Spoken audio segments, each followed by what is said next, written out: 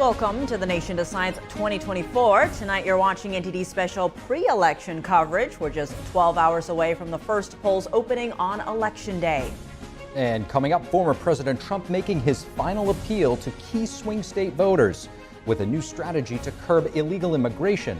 What to expect on election night as both candidates anticipate the results. Vice President Kamala Harris is spending her final campaign day in Pennsylvania with cameos by Lady Gaga and Oprah. How the VP is appealing to middle-class voters and what her plans are for election night. And over 80 million ballots cast as states wrap up early voting. A breakdown of the latest numbers and a comparison with 2020 figures. This is the Nation Decides election special. Here are Steve Lance Good evening, and Tiffany thank Meier. you for joining NTD's special election coverage. Election Day is tomorrow, and both candidates are holding their final campaign rallies. Vice President Harris is targeting Pennsylvania today in her final pitch to voters. We're joined by NTD correspondent Jason Blair in Washington, D.C. Jason, you've been following Harris's campaign for months. What did this final day look like? Yeah, that's right. She is making 4 stops today in Pennsylvania. First, she was in Scranton, then Allentown, then later on she'll be over in Pittsburgh, and then finally in Philadelphia. And both candidates have really expressed that Pennsylvania is pretty much the most crucial swing state for them to win. So it is no surprise that she's spending her final campaign day here over there in Pennsylvania. And basically, Trump even at one point straight up said that if he wins Pennsylvania, then he wins the election. So it is definitely very important for both candidates. So first, Harris stopped in Scranton, then she stopped not that long ago in Allentown, where she had a rally. Before she spoke, rapper Fat Joe came out and introduced her. He basically made some criticisms about some of the jokes that were made in Madison Square Garden last Sunday at the Trump event before Harris came out and spoke for about 20 minutes. Harris basically really encouraged people to vote and really made her case to middle-class voters in Pennsylvania. I do have a clip from that talk not that long ago. Have a look. Full of priorities that are about improving your life, about bringing down the cost of living, about banning corporate price gouging on groceries, about making housing and childcare more affordable. My plan will be about cutting taxes for workers and middle-class families and small businesses, lowering health care costs, including the cost of home care for our seniors. So after Allentown, she's going to Pittsburgh, where she's going to be speaking around 8 p.m. Eastern time. She is said to be joined by Katy Perry, who will be performing. And then later on in the night, around 11 p.m., she'll be at a rally in Philadelphia, being her final campaign rally with a lot of stars there, including Lady Gaga, Oprah Winfrey, Ricky Martin. It's not quite it's not quite confirmed whether they will be performing or talking, but they will at least be there in Philadelphia. All right, and Jason, Vice President Harris is setting up her election night headquarters at Howard University in Washington, D.C. Why did she choose Howard? Yeah, so Harris has said that she's, quote, a proud alumni of Howard, and she has said that she spent her formative days there, which really shaped her into the leader that she is today. So it is a very important place to her, she says. So it's, not a surprise she's holding it here in Washington, D.C. at Howard University. And I was there earlier today. They are getting set up. There are some security barriers going up. There are a lot of police presence there, so they are getting prepared. I know the campus did just do remote classes today. And then tomorrow classes are actually canceled, and they're just going to be focusing on the event over on campus. So we'll be keeping an eye on that, where she will be spending Election Day here in Washington, D.C. Back to you. All right, Jason, thanks for that update, and we'll certainly be hearing more from you tomorrow.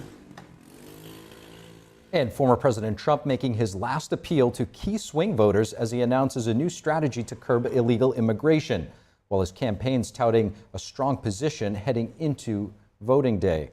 Polls are showing an incredibly tight race, however. NTD's White House correspondent Iris Tao from West Palm Beach, where Trump will be taking on the results on Election Day. Good evening, Iris. We'll be hearing from some of our other correspondents who are stationed across the country in swing states later in the show. But here in studio, On election eve, both former President Trump and Vice President Harris are crisscrossing key battleground states. As Harris closes the night in Philly, Trump is keeping up with his tradition of holding his last campaign rally in Michigan. And that's after he campaigned earlier today in Pennsylvania and North Carolina, where he urges supporters to elect him in a landslide that's, quote, too big to rig, while also reckoning the upcoming end of his campaign 9 years after he first announced his bid for the White House in 2016. Going through this, that this will be our final moment, but these really were just to create what we hopefully will create tomorrow, which is we're going to make America great again. We had to get there. Trump also unveiled a new strategy to curb illegal immigration in the U.S., that by sending a message to the newly elected leader of Mexico. If they don't stop this onslaught of criminals and drugs coming into our country, I'm going to immediately impose a 25% tariff on everything they send in to the United States. In a new memo on Monday, Trump's campaign touts that in battleground states, Trump is outperforming past elections in absentee and early voting. But the question is, will that translate to a bigger turnout on Election Day? And polls continue to show the two candidates tied in many swing states. And both Trump and Harris are seeking to reach voters outside of their bases in their final TV ads. Trump highlighting support from former Democrats. This election really isn't about the left versus the right. It's about we the people choosing our government and the choice between freedom versus tyranny. And Harris vowing to be a leader for all Americans. And I pledge to be a president for all Americans. On Tuesday night, Trump will be here in West Palm Beach to hold an election night watch party. And his campaign advisor, Jason Miller, today told reporters that they will declare a victory when they're confident that they have reached the 270 threshold. But it's unclear which measure the Trump campaign will use to make that determination. Reporting from West Palm Beach, Iris Tao, NTD News. We'll be hearing from our other correspondents who are stationed across the country in different swing states later on in the show. But here in studio, we're joined by Theron Bond, Democratic strategist and campaign manager in local politics, Mike Leon, Policy and Strategy Director at the Free and Equal Elections Foundation, and Christine Serrano-Glasner, former mayor of Mendham Borough, New Jersey. She's also a former U.S. Senate candidate in the state of New Jersey. Welcome to all of you. Mike, I want to start with you. What are you watching for right now? What should the final message be for both candidates heading into the big day tomorrow? Well, first off, I can't believe we're here, right? Think about everything that's happened over the last 12 months cyclically here, from the GOP primary debates to what we happened with President Biden stepping down, an assassination attempt. The fact that we're finally here, just 24 hours away, under 24 hours, is incredible. A testament to the campaigns and even the Harris campaign for just getting under 75, 80 days to be able to go out there and use some of the, whatever the Biden campaign had already had infrastructure-wise to kind of go out there and target voters. But things that I'm watching for, first off, voter turnout. We've talked about this off camera here. Like 127 million people voted in 2016. You had 156 million people vote in 2020. So obviously in 24, you want to replicate similar numbers if you're the Democratic Party. If you get lower voter turnout, could that be in support of former President Trump? Maybe people staying out.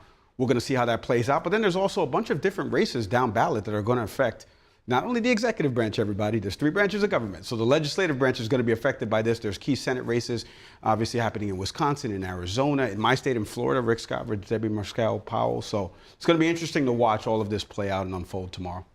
Darren? Oh, I think Mike made a great point. We have to look at those down ballot races, because whoever we want our choice candidate to be for president is fine and good. But if they don't have the House and they don't have the Senate to provide them with legislation and votes to pass such legislation, then we're still at an impasse. And what we need to do is get out of that impasse so we can get to the work of the American people. But it's going to be a nail biter. I am still adamant that we are not going to know tomorrow night. I can't really shake that feeling. I don't think we're going to know for certain. There may be some highly likeliness, but 100% certainty, I don't think so. Christine, what are you watching for? What should the message be heading into tomorrow? Well, the message is get out and vote, and especially for, our people who love to, our Republicans, they love to wait until Election Day and vote, but they've been doing a tremendous job listening to President Trump, getting out early. And so we'll see what this means, because the numbers that I'm looking at, even in my own town where I'm mayor, it's fascinating to see that the vote by mail return is double what normally we would see on the Republican side. It's the same that we would see on the Democrat side, and it's the same we would see on the unaffiliated side. So we'll see how that impacts the bigger number, but I think that people are really energized. People know that it's time for a change, it's time for an improved economy, it's time for a correction down at the border, and we have two candidates that are telling us what they're going to do. One who's had the opportunity for 4 years to make these changes, and the other who showed us in 2016 what we could expect coming up. And so now we're going to see exactly what happens, and I think the voters are paying attention both to that history and exactly what these candidates are saying. Certainly a lot of fascinating topics and discussion that we're going to dig into here tonight. But first, joining us now online is Republican Congresswoman Nicole Malliotakis of New York. Congresswoman, it's great to have you with us.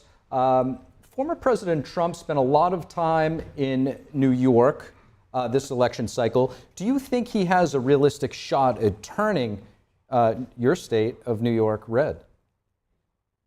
Look, if people vote, anything can happen. Lee Zeldin almost became governor. He garnered about 47% of the vote 2 years ago, and it wasn't a large turnout. So if people come out and vote and express their dissatisfaction with Governor Hochul, with Mayor Adams, if they're not happy with how the Biden-Hochul migrant crisis has come to New York by incentivizing people with free luxury hotel rooms, with free, everything from free legal services to college tuition for those in the country illegally, then they need to get out and vote. And I believe a lot of immigrant groups are very upset because the Biden-Harris administration has chosen to prioritize the people who've crossed into our border illegally, right? They changed the rules for these individuals to enter, and they're prioritizing court dates for those individuals ahead of the people who have done everything right, have waited their turn, and they're kicking their court dates further down the line. And so my prediction for tomorrow is that President Trump will actually do very well, better than expected, among immigrant groups, because they want to see legal immigration rewarded once again, and they don't want to see this mass illegal migration that has not just brought in illegal immigrants, but has brought in gangs, drugs, drug traffickers, murderers, rapists, like the people we've seen wreaking havoc here in New York City. And Congresswoman, expanding on what you just laid out there, how big of an issue is crime and immigration? What are going to drive voters to the polls in New York? Well, look, I think New York has been particularly hit bad by this mass illegal migration. And I think what people need to recognize was this was 60 executive orders issued by the Biden-Harris administration as soon as they got in, that allowed for this to occur. They dismantled the policies of President Trump, and they did not vet individuals properly, and they created chaos. And when here in New York City, particularly when we read the papers, when we learn that, women, girls have been raped here in our city, that police officers have been shot at or assaulted, that there have been multiple stabbings and murders at the migrant shelters, that there have been thousands of arrests of individuals that we're paying, the taxpayers, we're paying for these individuals to be housed because our Democrat governor and Democrat mayor incentivize that, and because of the policies put in place at the border that directed Border Patrol agents to release these individuals into our interior, even when they were caught at the border, then I think people will recognize that they need to shift gear and send a strong message. And the only way they're going to do that is by voting Republican. Congresswoman, you obviously represent a sizable part of New York City. You don't just stay in your district. I'm sure you make your way around the world's greatest city, one might argue. What do you say to the argument that, it is a big city, there's always been crime, things aren't changing? How tangible is the change since the illegal immigration has increased? And how do you see this impacting key House races in New York?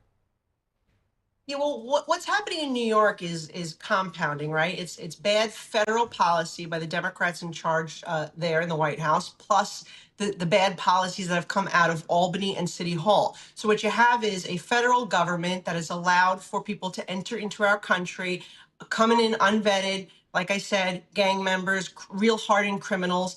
Then you have a state policy from Kathy Hochul and the Democrats in Albany that is a bail law that releases people arrested back onto the streets, despite having, maybe dozens even arrests. And then you have the city policy, that sanctuary policy that restricts NYPD from cooperating with federal immigration authorities to deport criminals. So all of that together combined has created the disaster that we see. And if you look at the crime data today versus what it was in 2020 before the bail law took effect, it is significant. It is a huge increase. So they may want to talk maybe certain categories or maybe a year over year or week after week, depending on where we're at to fit their narrative. But the reality is when these policies went into effect in 2020 compared to now, there's been a sharp increase in crime in New York City. And Congresswoman, I want to zoom out a bit here to foreign policy and something that does impact everyday Americans. You've come out on very strong on China issues in the past, whether that's stopping China's unfair and illicit trade practices or preventing American data from being weaponized by the Chinese regime. Do you expect the outcome of this election to have an impact on China? Absolutely. I think that the current Biden-Harris administration has been so soft and wanted to really appease our adversaries, whether it's communist China, whether it's Venezuela, whether it's Iran. They made policy changes that enriched Iran, that allowed for Iran to then fund Hamas and Hezbollah and the Houthis, and they attacked Israel. And I'm concerned that if Kamala Harris is elected, we may see China invading Taiwan. And so this is a very big concern of ours. And not to mention that they passed policies like tax credits for EV cars, electric vehicles, where that money at the end of the day goes to communist China. That's where these EV batteries are coming from. And it's also subsidizing slave labor and child labor in the Congo, because that's where the minerals are coming from. So if we want to be strong and independent again, we need to manufacture things here in the United States. We should not be subsidizing with our tax dollars these things to be manufactured in communist China. One of the other big things is bringing our pharmaceutical supply home. I have legislation that would incentivize manufacturing of pharmaceutical ingredients here at home, because we rely on communist China for it. And it's shocking to me that, 3 years since COVID, this administration has done nothing to try to move our pharmaceutical supply into medical device supply manufacturing here that's the first lesson learned from COVID. And so hopefully I'll have a Trump administration that will work with me to get my bill not just passed, but signed and in motion, so we can make sure that those critical things that we need to survive, including medicines, are made here in the United States, not in communist China. Congresswoman Nicole Maliotakis, thank you so much for your time. Thank you for having me. According to the latest data from the University of Florida's election lab, over 80 million Americans have already cast a ballot. That says dozens of states end early voting today.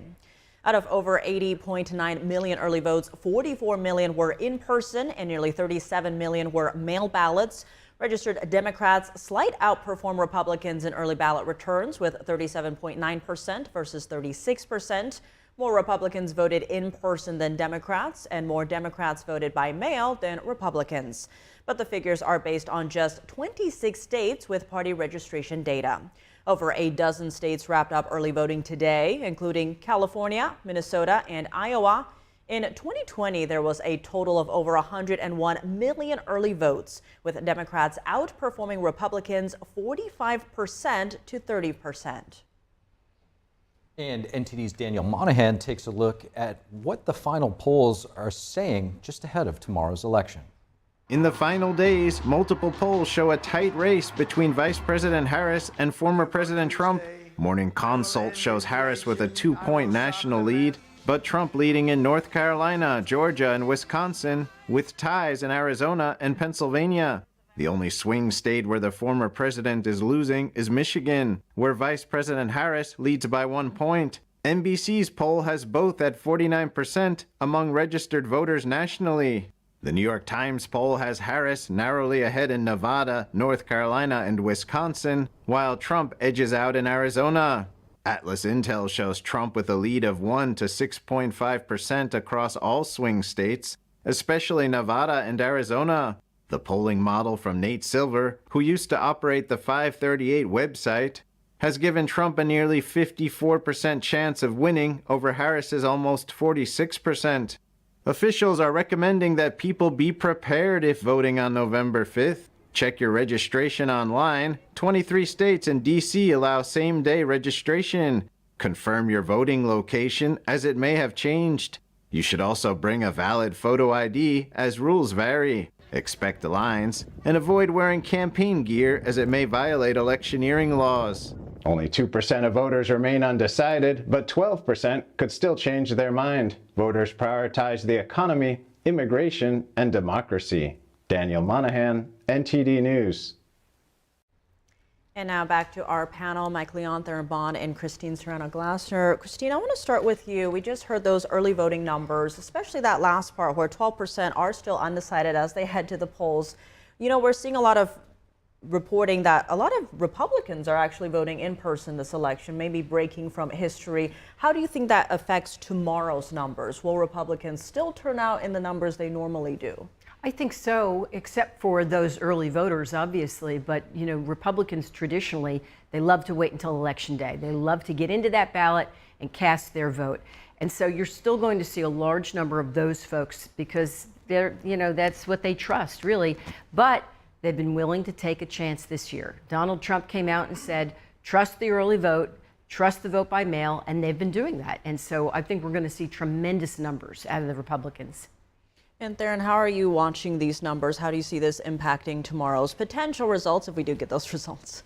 I think the two major parties have kind of swapped positioning. Typically, early voting tends to side with Democrats. They typically come out in larger numbers, but now we're seeing Republicans come out in larger numbers and even some independents. And I'm a huge proponent that the election will be decided largely by the independent voters because they may be split. It could be 2/3 one way, 1/3 the other way.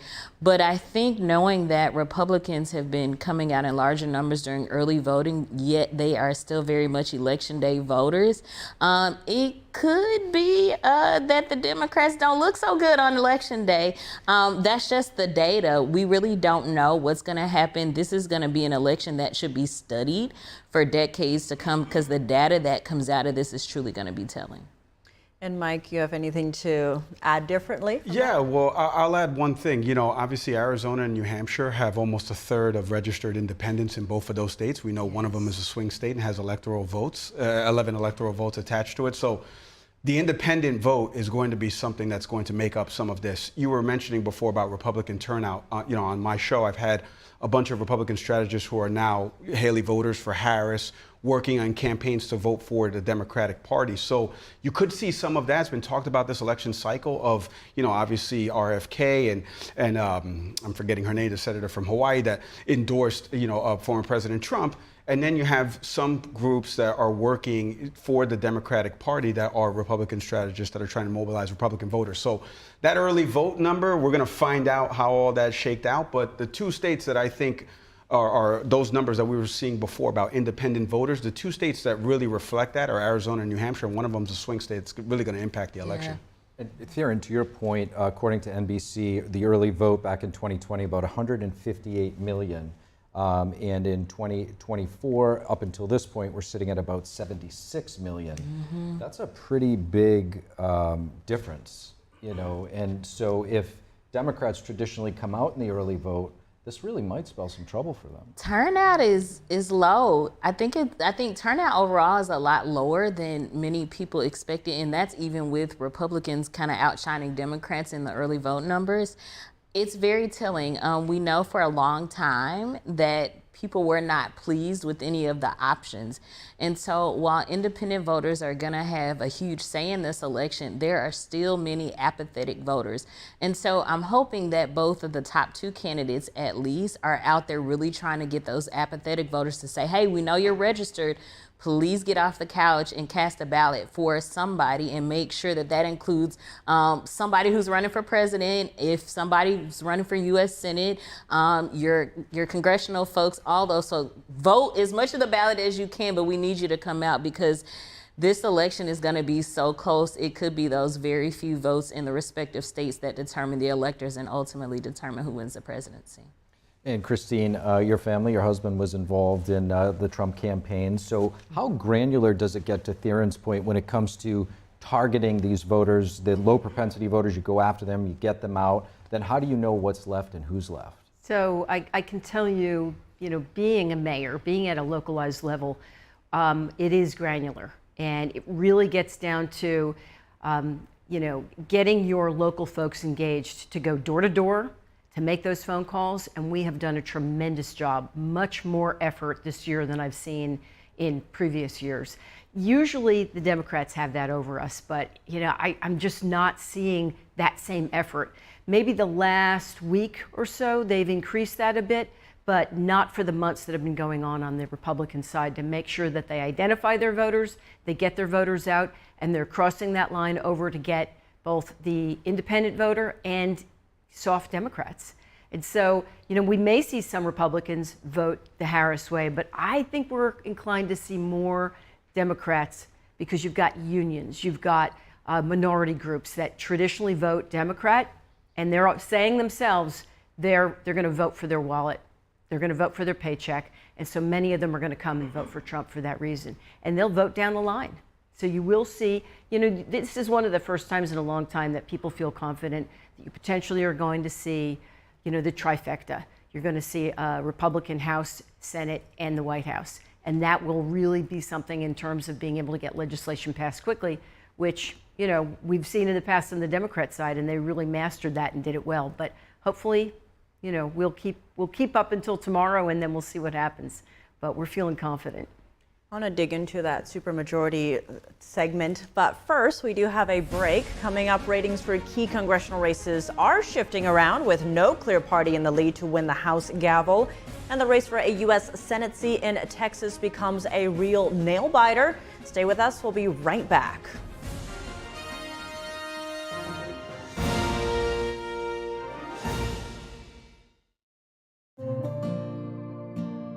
Imagine a coffee that cares for your health. Expertly fermented with a 50 enzyme complex to enhance flavor and remove bitterness. Small batch roasted to a decadent medium dark, resulting in a brew that is gentle on digestion, low acid, and up to 90% less caffeine than regular coffee.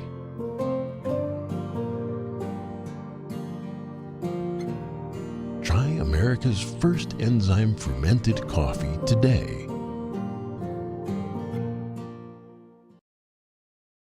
What do you do when your tire goes flat and there's no air anywhere? You reach for Bullseye Pro, the smarter, faster, hands-free way to fill it up with air. Bullseye Pro is equipped with a rechargeable lithium-ion power plant. So fast and so convenient. It's like the power of an air compressor in the palm of your hand. Look, you can inflate all 4 tires on a single charge. It has a built-in smart pressure digital sensor that gauges and automatically stops when the set tire pressure is reached. Easily inflate pool toys, exercise balls, and more. Call or go online now and get the complete Bullseye Pro inflation system for the factory direct price of just $79.99. Plus, we'll ship your entire order free, and we'll give you a 50% discount on a second one. Order now. To order, call 1-800-984-7221. That's 1-800-984-7221, or go to getbullseyepro.com. Come to Mathis Home Furniture Superstore and save with Black Friday deals. We have the largest selection of bedrooms with the styles you like at prices you'll love. Like this queen platform bed covered in a velvet fabric and 2 matching nightstands.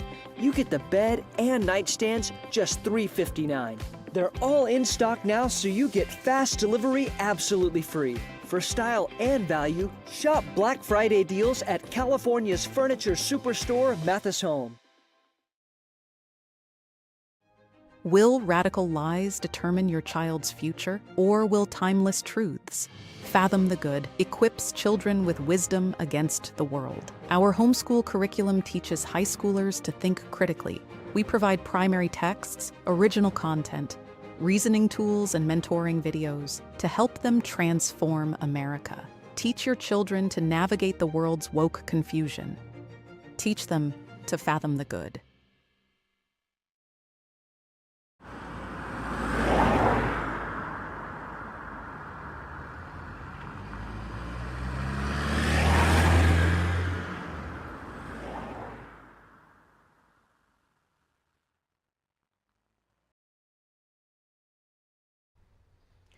Welcome back to NTD's special pre-election coverage. Key bellwether contests tomorrow could shed light on the battles for Congress and the White House. NTD's Washington correspondent Luis Martinez brings us more from the D.C. Data Hub.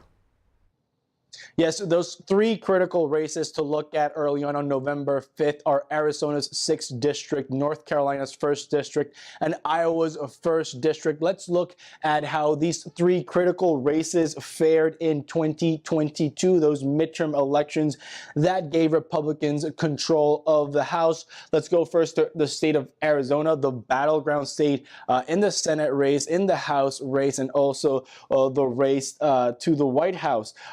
Here in Arizona's 6th district, we have that in 2022, Juan Ciscomani beat Kirsten Engels by the slimmest of margins, less than 1 percentage point.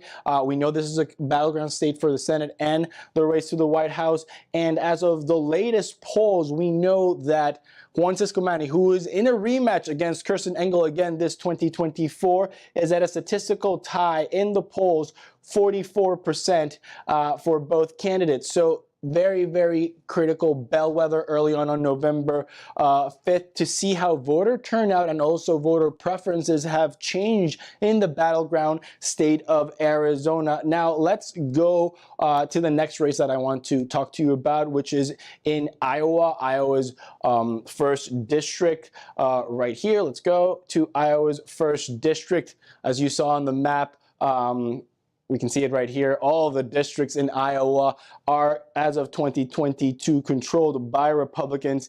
And Iowa's 1st district right here, in 2022, Miller Meeks defeated Christina Bohannon by a healthy margin. We have right there almost 7 points of difference. It's going to be a rematch in 2024, but this time around, the polls have the Democratic candidate, Christina Bohannon, 6 points ahead in Iowa's 1st district. Now, that is quite a change from 2 years ago, where there was a 7-point preference for the Republican candidate. So it'll be interesting to see if voter turnout and voter preferences in Iowa are switching. It's worth mentioning that another toss-up in the state of Iowa is the 3rd district. As you can see in 2022, this one was also very close call. So we will see the Harris campaign pay close attention to this race in Iowa's 1st, hoping to flip Iowa from red to blue. And the last race I want to talk to you about is North Carolina's 1st district. This is a district that has been Democratic or under Democratic control since 1800s, since the late 1800s, if I'm not mistaken, 1883. But Republicans have a chance. In 2022, Democrats won with a healthy lead, Don Davis, the current congressman. But now Don Davis is facing against Lori Buckout, and they're at a there's only a difference of 6 points here. So the Democratic candidate and incumbent Don Davis is only 6 points ahead, and Republicans have the hope of flipping this seat that they haven't flipped in over 100 years. And also, if those hopes run true, they would hope then to also keep North Carolina red, and that would also help with Donald Trump in his pursuit of a return to the White House. So let's remember those three very critical bellwether races. That's Arizona's 6th district, Iowa's 1st district, and North Carolina's 1st district. Back to you. And the balance of power in Congress is on the line, and no party has a clear advantage just yet. Senator Ted Cruz in Texas is having to run a fierce campaign to fend off Democratic gains in his own state. NTD's Melina Wisecup has more on where key races stand in the final hours. While Republicans are likely to gain control in the Senate after the election, a key rating change in a Senate race has appeared to have narrowed that path to victory. To win the chamber, Republicans only need to flip 2 Democrat-controlled seats if they're able to hold on to all of the seats they currently have. But that predicted path to victory for Republicans has a slight chance of slipping away as we're entering the final stretch and a key Texas Senate race is heating up. Chuck Schumer has been explicit that I'm his #1 target in the country. I'll tell you something special is happening in Texas. And I want to thank everyone so much for their hard work. If Democrat Colin Allred can unseat Ted Cruz, it would be the first time in 30 years Texas has had a blue Senate seat. Inside Elections has shifted its rating of the race from lean to tilt Republican. On the House side, 10 key races have slightly shifted to the left, while just 4 have shifted to the right, widening the path to victory for Democrats to net the 4 seats needed to take the gavel. Both parties certain that they'll win the chamber.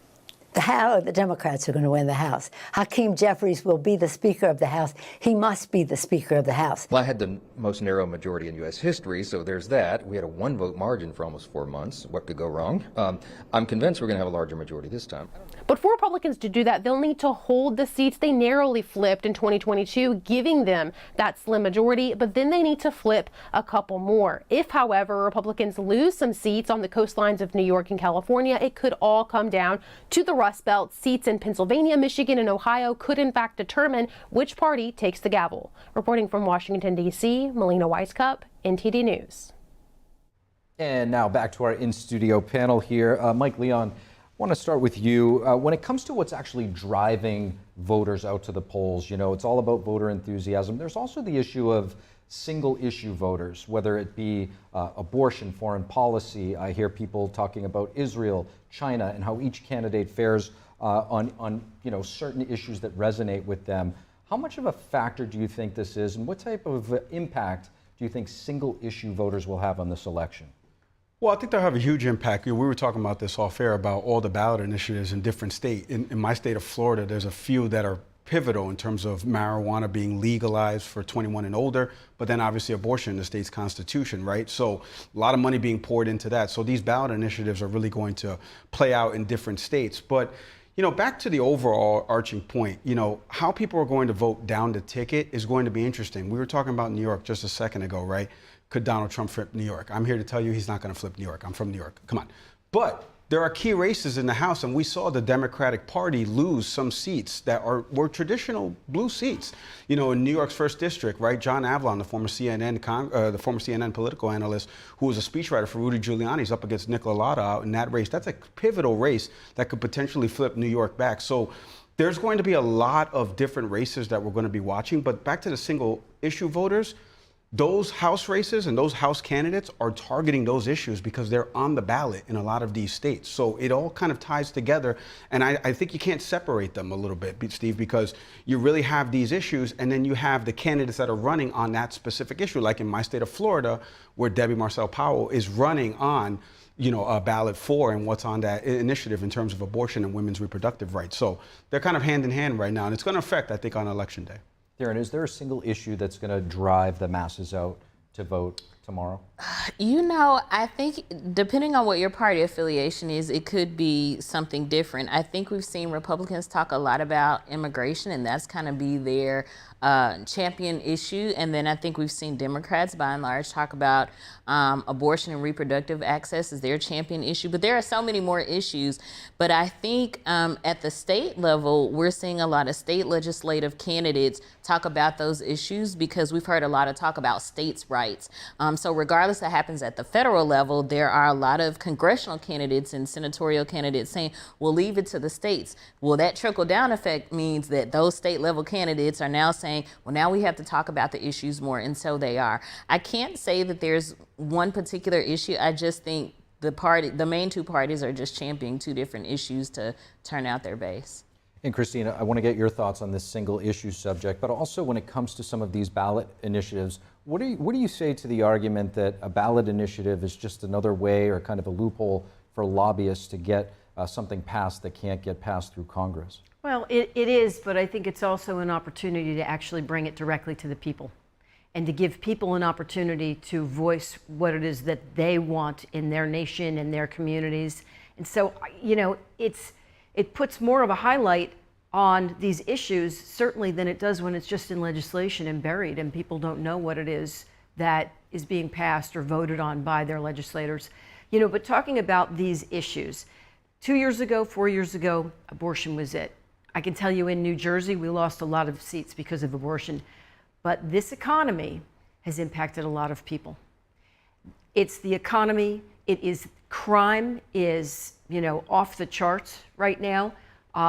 And it's also obviously the border because that impacts people's personal economies.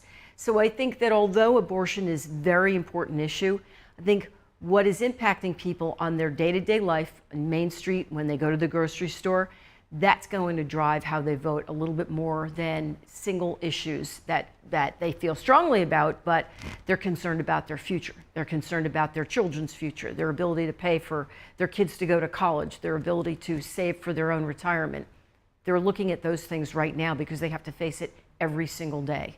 And so it's broader, but I think that's really going to drive more people to have to make those decisions than just be it, say, the border or the abortion. And Christine, as a mayor, talk to us about the local level and the impact of that, because we did hear from the Congresswoman earlier speaking if, you know, she gets Trump in office and the Republicans more majority, she can do a lot more in the state of New York with her own legislation when it comes to, say, the so-called green energy, clean energy, you know, maybe changing some of those. How important is it on that local level? Often we hear about people saying, oh, my vote doesn't really count in election. There's so many millions of votes, right? But on that local level, how much change is there from maybe just one single vote? Well, being a mayor and managing the budget of a town, I can tell you that between the exhaustive number of regulations that have come down the pike and this damaging economy, people are double taxed at the local level. So every increase that an individual, you know, I go to the grocery store and my bill has gone up significantly. Well, everything that we have to buy in a municipality, every service that we have to provide for people, that has doubled and tripled. And so where does that money come from? The taxpayers. So it really is a double whammy, and they're looking at this and they're understanding that. We're doing a lot to make sure that we communicate that to people. And so they are better educated, I would say, in terms of understanding the regulatory impact, understanding how all of that affects them at the local level, because it means that we can provide less for people. Literally, it gets down to we can pave fewer streets, we can fill fewer potholes, we can provide, you know, less quality in terms of sports fields. This is what people are looking at, and they understand that how they vote all the way up the ballot makes an impact on that. On that note, Mike, you were saying earlier how there's no way New York is in play, but it could be very close, right? We did see when Trump rallied in the Bronx and then with the Madison Square Garden, however you want to view that, got a lot of attention. And you did see, you know, say a lot of Trump hats in New York, a very blue state. Give us a sense on how close some of these races might be. In the state of New York or just in general? Yeah, well, in the state of New York, I mean, I mentioned there's probably 3 House races that we all know at the top of our head that are really going to be close races that could decide and impact the House in general. But, you know, back to your larger point, I think there's going to be some analysis after this is all said and done of a couple of things that I think both the Republican Party and the Democratic Party just shouldn't have done, right? Donald Trump doing a rally at Madison Square Garden, like I said, traditional blue dot. I'm from the Bronx where he did that rally. I'm from Crotona Park, like that's the park I played in as a kid, doing a rally there. Those are not the areas where you should be targeting, right? Because, like I said, there's just more registered Democrats in the state than there are Republicans. But I think That's one thing on the Republican side. On the Democratic side, I think Kamala Harris and the messaging, you were mentioning before about things going up and the cost of consumer goods up year over year. I just think they haven't focused on that as much. And I say that because I think they could have targeted some of the ads around the former president, given his age and maybe propensity to not remember some of these things. Like, they could have easily have targeted some of this messaging and stayed on the economy. Two issues, economy and his age. Republicans ran on the economy and Biden's age. And yet Democrats didn't do that from a messaging standpoint. I think it's going to be something that they're going to be looking back. Each party is going to be kicking themselves about the way they could have messaged a little bit better around this. Absolutely. And we will have more from our panel in just a moment. In the meantime, coming up, former President Trump holding 4 rallies today in 3 swing states. His campaign expressing confidence that Trump is ahead in the 80 million ballots that have been cast thus far, but acknowledging that the race will be decided on Election Day. Jack Bradley brings us the details from Pennsylvania after the break.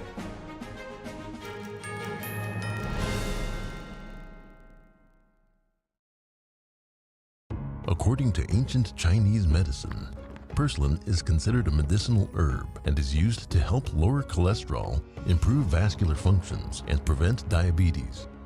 Perilla seeds can nourish the lungs and spleen. It is used to treat asthma and improve pulmonary functions. Puritang green vegetable omega-3 is made from purslane and perilla seeds from Hwangmae Mountain in South Korea. It contains over 90% of omega-3, 6, 7, and 9, the highest concentration possible without chemical additives. The soft gel is made of natural seaweed. It is 100% organic and vegan. Both adults and children can take it with peace of mind. Ancient recipes were passed down from heaven to bring prosperity and longevity. Puritang green vegetable omega-3.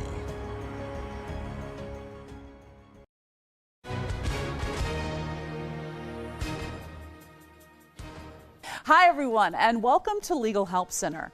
This is where we have professionals standing by to answer your questions regarding personal injury. So if you've been injured in an accident that was not your fault, like a car accident or a slip and fall, we can help. As a matter of fact, we are here to help. So take that first step and call the number on your screen right now. We have legal professionals standing by to answer your questions. They'll tell you if you have a case and how much your case is potentially worth. Thank you for joining us, everyone. I'm Gina Belich, here with TV anchor and spokesman Tom Mustin. So Tom, you've been in television for over 20 years. You've participated in a number of big events.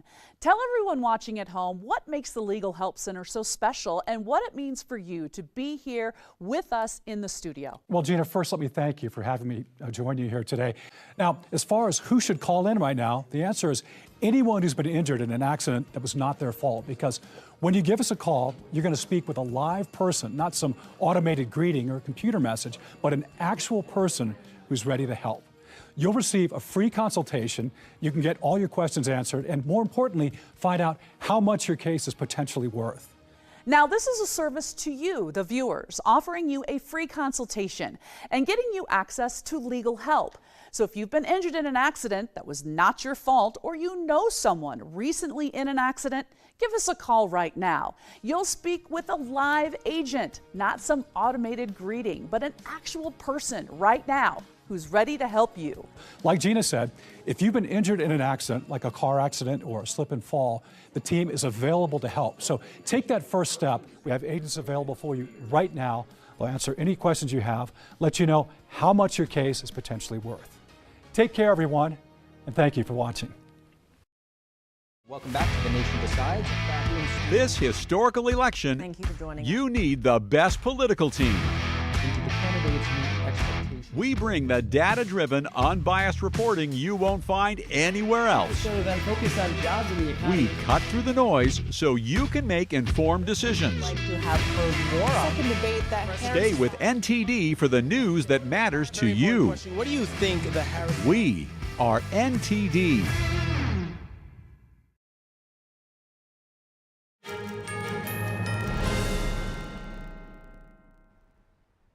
Welcome back to NTD's special pre-election coverage. Early voting is over and the presidential campaigns are coming to an end today. In this final push, former President Trump is holding 4 rallies across 3 swing states. NTD's Washington correspondent Jack Bradley has the latest on his campaign. Former President Trump is holding perhaps his busiest campaign day of his entire campaign cycle. He's holding 4 rallies across 3 separate swing states, kicking it off in North Carolina, then 2 rallies here in Pennsylvania, starting in Reading and then over to Pittsburgh. And then he's finishing off the day in Grand Rapids, Michigan, where he has finished his campaigns in the last 2 election cycles where he ran. If we win Pennsylvania, not me, if we win Pennsylvania, we win the whole ball of wax. It's over. It's over. How about when you look at Afghanistan? That would have never happened. We were going to get out of there with strength and dignity, and we were going to be, was going to be a victory. It was enough. They were in there for 21 years or something. But the one thing I would have done is I would have kept Bagram, the big air base, one of the biggest bases in the world. We built it many years ago for billions of dollars. The most powerful, longest runways that can handle anything in the world, 1 hour away from China. Remember, that wasn't really for Afghanistan. That was, you're 1 hour away from where China makes its nuclear weapons. And you know who has it now? China. Now, as far as how Republicans are feeling about this, I spoke to Congressman Dan Meier of Pennsylvania. He told me that he's very confident in the vote. Take a look. Congressman Dan Meier, thank you very much for joining us here now in the final hours up to Election Day. How are you feeling? We're feeling very good for all the right reasons. We've done our work, we've done the registration, we've done the early voting, we've created the enthusiasm. For the most part, the electorate is informed. The more informed this electorate gets, the more likely they're going to vote for President Trump, and they're fed up with the Biden-Harris agenda. We're seeing even Amish voters come out and vote now. I spotted one at Trump's rally in Pennsylvania yesterday. What do you think about that? Well, Amish Americans, or just we'll call them Americans, are very favorable to President Trump. There would have been many more there yesterday in Lancaster. It just was a church day. There are a couple of 100,000 Amish throughout Pennsylvania. We think we're going to get 95% of those that are registered to vote for President Trump, because they believe in the Constitution, they believe in freedom, they believe in conservative principles. They don't want inflation, just like most Americans. And the idea of an open border is a catastrophe to everybody. Now, I know you're confident Trump will win this, but if Harris wins, will you contest the results? No, we're not looking forward to contesting the vote. We're just looking forward to election integrity, having confidence in the outcome, and we're going to trust but verify, and we believe we're in position to make sure that that occurs. And as far as Bucks County, there were long lines for early voting, causing the RNC to file a lawsuit for them to stay open. Yeah. What do you make of that? Well, we needed to. I mean, they shut down early. They shut down way earlier than they should have. You're going to have early voting. Let people vote. They were trying to even suppress the vote by telling people to go home because it was going to be 2 hours of wait. And we overcame that, and we successfully overcame that. Thank you, Congressman Dan Meier. Thank you. Republican vice presidential candidate J.D. Vance is campaigning in Wisconsin today. He told voters that he's very confident in the early voting turnout, with nearly 80 million people already casting their votes. He also said that Wisconsin and the swing state of Pennsylvania will be won or lost on Election Day. If you look at the early vote numbers, the absentee vote numbers, Republicans, we're doing as well as we ever have in the history of American elections. That's the good news.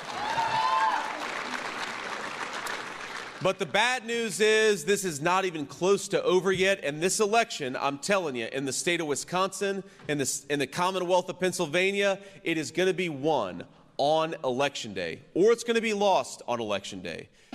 Now here in Pennsylvania, the Lancaster District Attorney's Office said that they're investigating alleged voter fraud on 2,500 voter applications. Now, Trump has really dug into this in his campaign events and called for paper ballots, one-day voting, as well as requiring voter ID. Now, congressional Democrats have said that requiring voter ID makes it difficult for citizens without an ID to vote. Meanwhile, Vice President Kamala Harris is finishing up her campaign on the Rocky Steps in Philadelphia, holding a campaign event there. That's because Pennsylvania is the biggest swing state with 19 electoral college votes, making it very important to win. And that's why Trump and Harris have spent more time, money, and energy in this state than any other swing state. Reporting from Reading, Pennsylvania, Jack Bradley, NTD News. Now, Pennsylvania just may be the most important state to win on Election Day tomorrow. Holds the most delegates out of all swing states. But in Butler, Pennsylvania, voters at a flea market shared their feelings on the campaign and the importance of their state. Opinions on the race showed just how close the race for Pennsylvania may be. NTD's Arian Pazdar has the story.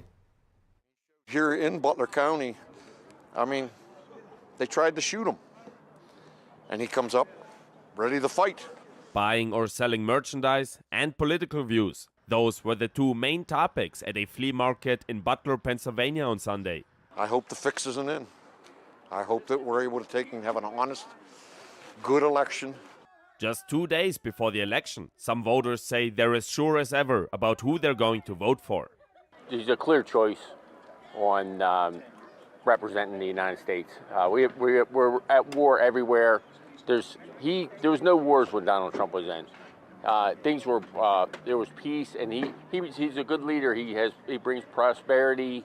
Vendors at the flea market had a variety of items for sale: vinyl records, sports items, jewelry, and more.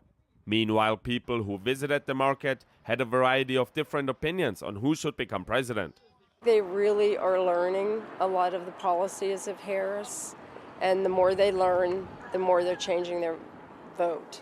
And there's a lot of independents that I've talked to that are leaning towards Harris. There's a sense of importance. There's been a sense of invigorated care about things that are going on in the country and what we as Pennsylvanians bring to the election and to the fight as a whole, especially with women, especially with the minorities as a whole. And while Pennsylvania might seem to be a divided swing state, some people say they don't get dragged to either side of the political spectrum. You know, I'll be glad when it's done, you know, all these commercials and the emails and texts you get on your phone. But I know whatever it is, and whoever becomes elected, I'll honor them and, you know, support them to make this United States be a good place. At the end of the day, I want people to be able to have polite political discourse again.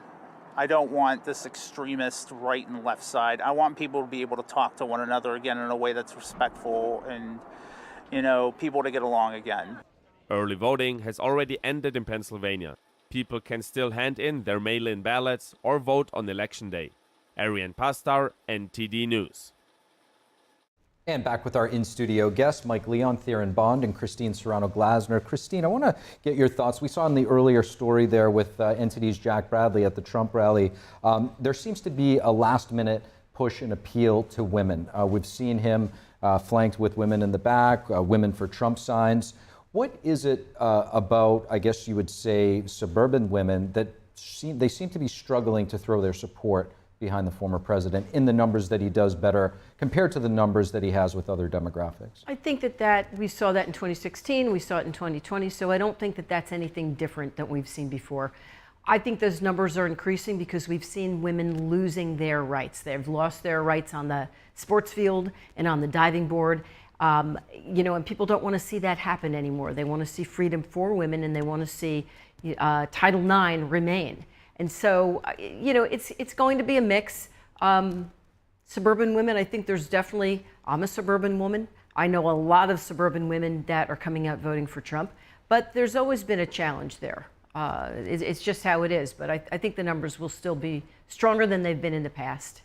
Like, it really does seem like it's a clash of, I guess, you know, women's rights. You know, you have Christine's point there with women protecting women in Title IX and in sports, but you also have the argument of abortion. Could this issue of suburban women be the former president's kryptonite this election?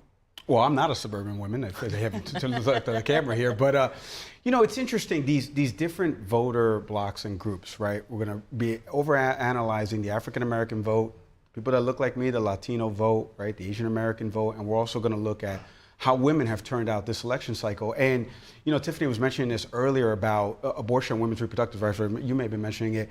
That in 2022. We saw it in red states really dominate the conversation. Kansas, Ohio, all of these different ballot initiatives. Now it's kind of lost a little bit of steam because, like you mentioned, people check their wallets, they look at the grocery receipt. Last year it was, you know, $100. Now it's $111. You're like, okay, it's up. That's noticeable. That's math. And so I'm interested how the issue still plays out for suburban women, especially we were showing before about Pennsylvania. You know, 19 electoral votes. There's a lot of different counties as you get outside of Allegheny and outside of Philadelphia County that are truly suburban women, right? And that's where the populace of a key swing state, where they're running ads during the Ohio State-Penn State game that just happened this weekend with a large viewership around, we were talking about this in the commercial break, around women's reproductive rights and women's freedom being on the ballot in terms of who you pick for the executive branch. So I'm interested to see how it plays out, but it is funny how the numbers in these different voter groups, especially in the minorities, has come a little bit down for Trump, meaning up for him, but for suburban women, for some reason, it's either stayed flat or gone a little bit down for him. So something to watch on Election Day. Darren, is the vice president doing enough to get the women vote out?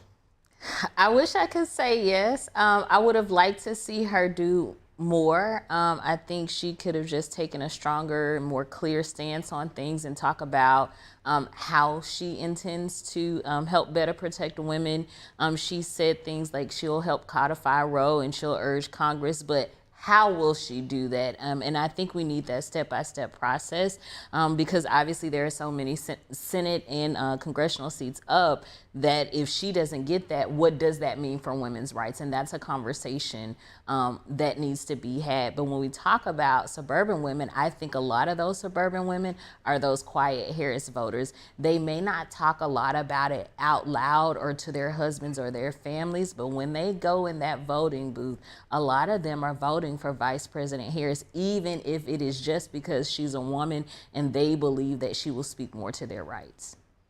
On that note there, and given, you know, how crucial Pennsylvania is, we see both campaigns there making multiple stops in that state in these final hours really before Election Day, with early voting already happening too. But of course, we're looking at that turnout tomorrow.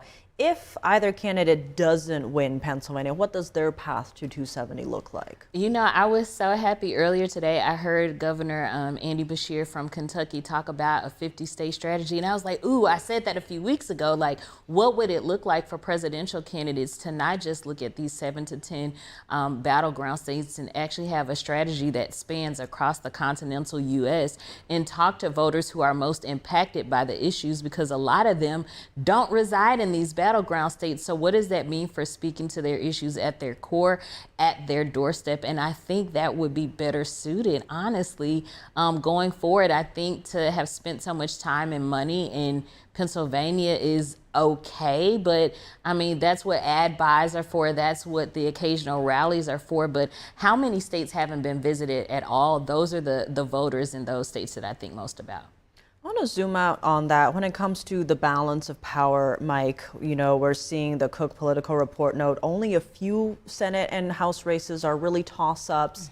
Some are saying that's down to gerrymandering, and it impacts the less bipartisan vote that we're seeing, because depending on what district you're in, a candidate is like, oh, I just have to target, say, the Democrat or maybe progressive wing or more Republican. Current administration, you'd say, under Trump would be like a more MAGA wing.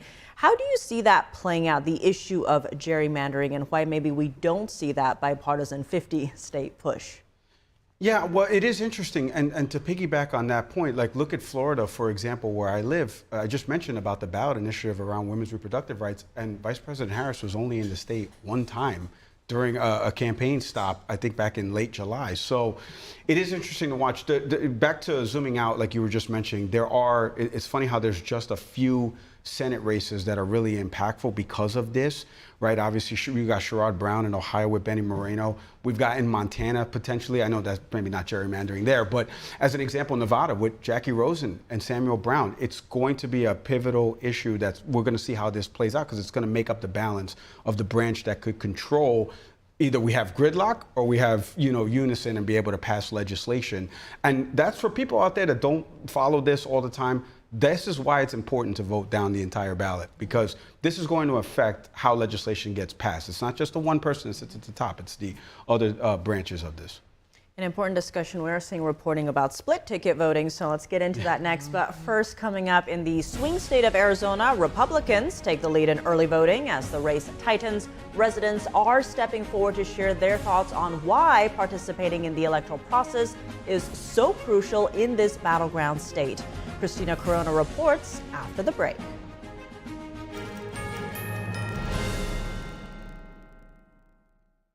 NativePath were driven to improve the lives of people by providing highly effective supplements that solve common health problems and support optimal health. This is what being on the path is all about. Visit getnativepath.com/NTD for your special offer. Hi friends, Richard Karn here. Now I'm known as the guy who can fix just about anything, but the technology in most appliances requires very special training to fix. My point is, even I know when I've met my match, and that's why my family has Choice Home Warranty.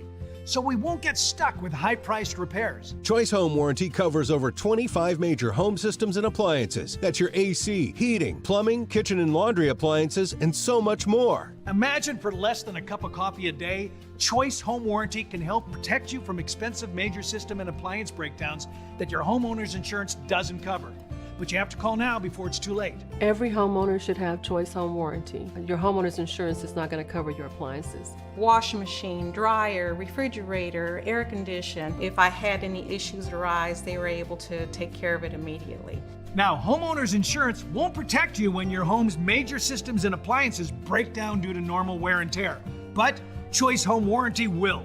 They can help cover repairs and replacements. Choice Home Warranty is the best warranty we've ever used. It would save you so much money in the long run. Hey, I'm not the only one raving about Choice Home Warranty. They were named a Best Home Warranty Company and Best Claim Service by U.S. News 360 Reviews. Call Choice Home Warranty now and get access to a nationwide network of over 15,000 technicians and the latest appointment setting technology so you'll know when they're on their way. If I have an issue with an appliance or something around the house, I just call up Choice Home Warranty and I don't have to worry about that. So, do what this old DIYer did and call Choice Home Warranty now before something breaks down. Tell them I sent you and get your first month free. Call Choice Home Warranty before it's too late and get protection for your heating, AC, plumbing, kitchen and laundry appliances, and more. Call for your free quote today. Call in the next 5 minutes and get your first month free. 800-360-6782. 800-360-6782.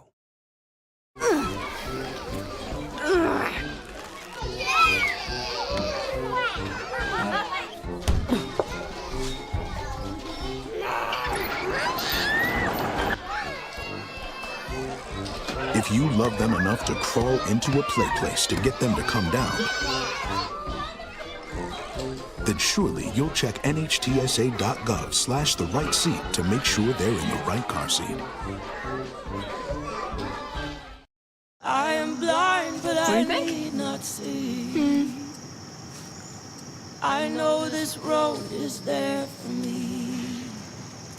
If I'm really free.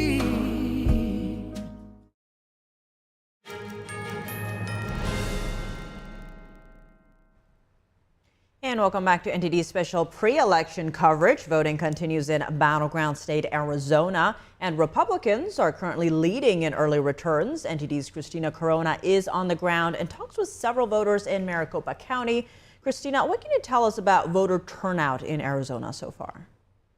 We're here in Tempe, Arizona at a polling station at the Arizona State University campus where hundreds of ballots are being cast daily. With Maricopa County being the second largest voting district in the U.S., it is home to over 60% of Arizona's registered voters. Now, according to Uplift Campaign, over 2 million ballots have been returned statewide, with Republicans currently leading with over 900,000 votes, while the Democrats have returned around 700,000. I spoke to several voters who told me what policies are most important to them. The most important policies is controlling the borders. That's really one of the main ones. I feel like we have a lot of illegal immigrants here getting benefits that should be going to the U.S. citizens. If you look on our streets, we have homeless veterans that struggle to get any type of benefits. Taxes and inflation. Our inflation is at an all-time peak right now. It's super horrible. And so I feel like early voting was definitely the way to go, especially for, students like me, and also getting the word out. Well, I think that one of the policies that's really important is immigration policy. I think that the efforts of the Republicans to sabotage, or I should say Trump, to sabotage everything that the Republicans agreed to in the immigration reform bill was a clear indication of his policies towards immigration, which is to, as he said, round them up and get them out of here. On Election Day, voting centers will be open from 6 a.m. to 7 p.m. Mountain Time, with the first wave of batches coming in around 8 p.m., which will include the ballots tabulated and received the Friday prior to November 5th. Reporting from Tempe, Arizona, Christina Corona, NTD News. And that was NTD's Christina Corona reporting for us in Arizona, where she'll also be tomorrow throughout Election Day. In the meantime, back to our in-studio guests, Mike Leon, Theron Bond, Christine Serrano-Glasner. Christine, I want to go back to you. How do you think some of these early voting numbers in Arizona compare to previous election cycles, and how might they impact the race? Well, what we're seeing is right now the numbers are down by 300,000 votes compared to 2020, and the woman number is down by 170,000. How will that impact the race? That's a lot of people that have to vote on Election Day. And so I just, depending on who they are, again, traditionally the Republicans come out. They love to get into that voting booth. Democrats, not as much. That's not been their thing. And so will those numbers be made up? I don't know. Now, let's remember, vote by mail ballots will continue to come in. And so depending on the volume of those ballots days after, but those are big numbers, and we're seeing that in many states. Theron, how are you viewing the trends in Arizona? Is it demographic shifts? Is it motivation? What do you make of it? I definitely think it could be motivation, but Arizona is unique with their election law. So one of the really cool things about Arizona is they mail you a booklet of all the ballot initiatives and the candidate names. So it's extremely informative. So it's kind of hard not to see information and be informed about the elections, period. But they also have where you can mail in your ballot, or you can bring it in during the early voting period to a voting center, or you can bring it in on Election Day. So there are so many opportunities to cast your ballot. The other thing is they have ballot curing, and sometimes that takes days after an election.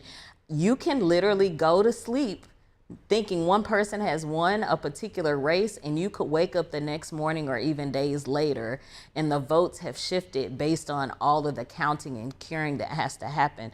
So Arizona is a very unique state when it comes to ballot access. It's good that they have all these options, but when we talk about viewing it by the numbers, sometimes it's not an immediate response. And to that point, Mike, this is the United States of America. They count 650 million ballots in India, Taiwan, throughout the rest of the world, France.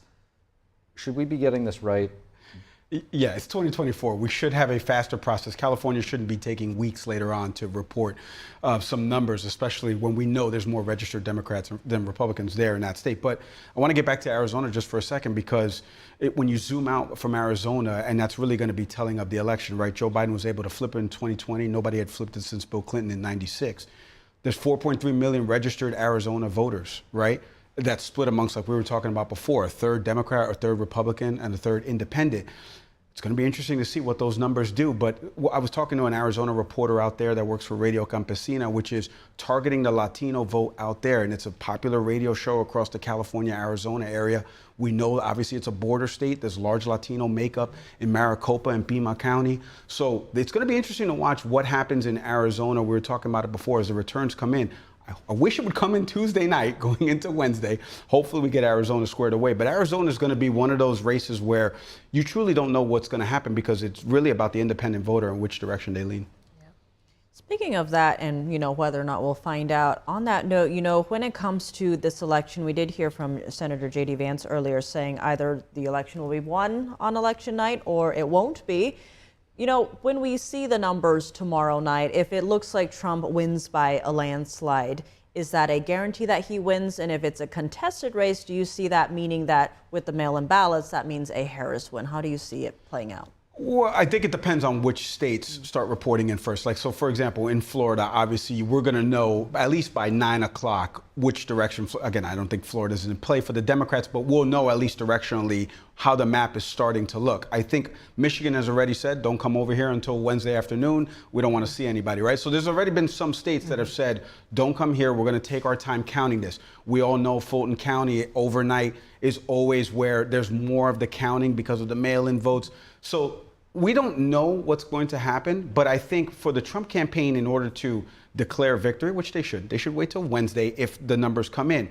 But I think it's really about where those states start reporting back in, because we're really truly not going to know Arizona until late into the overnight. We may not know Georgia until Wednesday and Michigan until Wednesday. Those are 3 of the 6 to 7 pivotal states. So I can't believe any of those are going to have convincing enough numbers to say that they're on the path to 270 of the 2 candidates.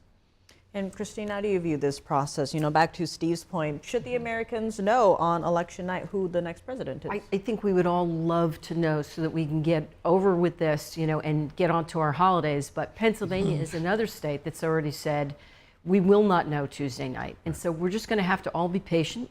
We're going to have to learn to love each other, right, through this process and wait till these states are ready. I think that we would all prefer them to take a little bit of time and do the process right and count and make sure that people have confidence in what they're doing in the process. I think that's the important thing at this point. The results will come in and we'll know what it is, but it may not be tomorrow night. And we are all going to be patient while we wait for the next panel discussion, because coming up, David Lamb is standing by in the battleground state of North Carolina. Trump and Harris both rallying there over the weekend. What election officials there are saying ahead of the big day. Stay tuned for more after the break.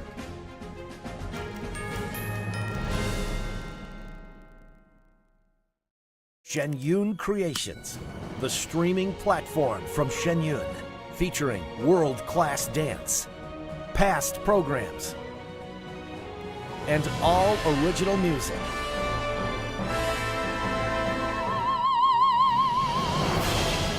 Masterclasses, behind the scenes, comedy, and more. Explore shenyuncreations.com. At NativePath, we're driven to improve the lives of people by providing highly effective supplements that solve common health problems and support optimal health. This is what being on the path is all about. Visit getnativepath.com/NTD for your special offer. I'm Ilka. I live with my daughter and with my grandchildren. There's a sense of comfort that comes with eating a good meal. We try to make the most, of what we have. We have rent to pay, and then there are lights and there are gas. And while my daughter and I both work, it still just doesn't seem like there's enough to go around sometimes. Every day, millions of our neighbors face hunger, including 1 in 5 children, and food costs keep rising. Please call or go online right now to join Feeding America with your gift of just $19 a month, only 63 cents a day. Your monthly support can fill plates with nutritious food for families across the country and in your community, thanks to a nationwide network of food banks and volunteers. If you were over and playing with us, you were part of our family and you were going to eat. A real cook can take nothing and make something. No one should ever have to wonder if they will have enough to eat, and our neighbors are working hard to feed their families every day. Call or go online now. Visit helpfeedingamerica.org and give $19 a month. 98% of donations go directly to help millions of people facing hunger from coast to coast and in your own community. Use your credit card and you'll get this exclusive canvas grocery bag as a thank you for joining hands with people across America to help end hunger. Some of the lessons that I hope that my family will take, it is important to treat people the way that you want to be treated. I have carried on the tradition of loving people through food. Please call right now or go online to make a monthly gift at helpfeedingamerica.org. Your support helps our neighbors bring food home to their families.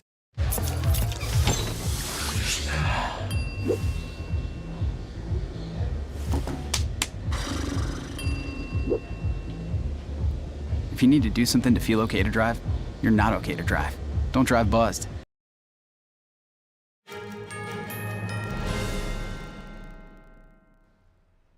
Welcome back to NTD's special pre-election coverage. NTD's David Lamb is on the ground in the battleground state of North Carolina, where both presidential candidates rallied over the weekend.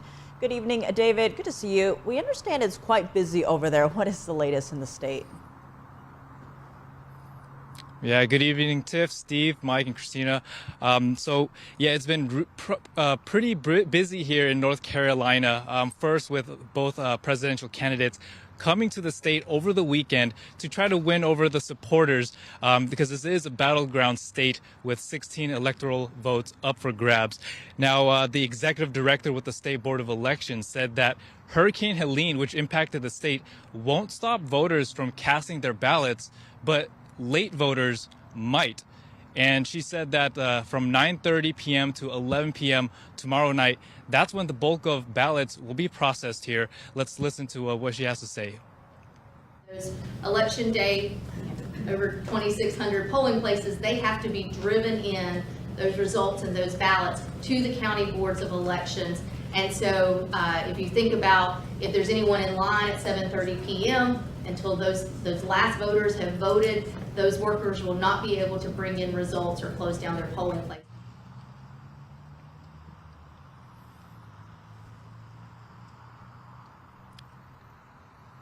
So the polls close at 7:30 p.m. In North Carolina. Now, if we're talking about demographics, what makes this a key battleground state is that early election numbers over the weekend, or for the past 17 days of early voting, 1/3 of ballots cast came from Republicans, 1/3 from Democrats, and 1/3 from unaffiliated. So it's really up in the air on who the presidency will go to. Now, 20% of North Carolina's population are Black Americans, and we spoke to this demographic as well over the weekend. Kamala Harris has a very strong support from Black female voters, right?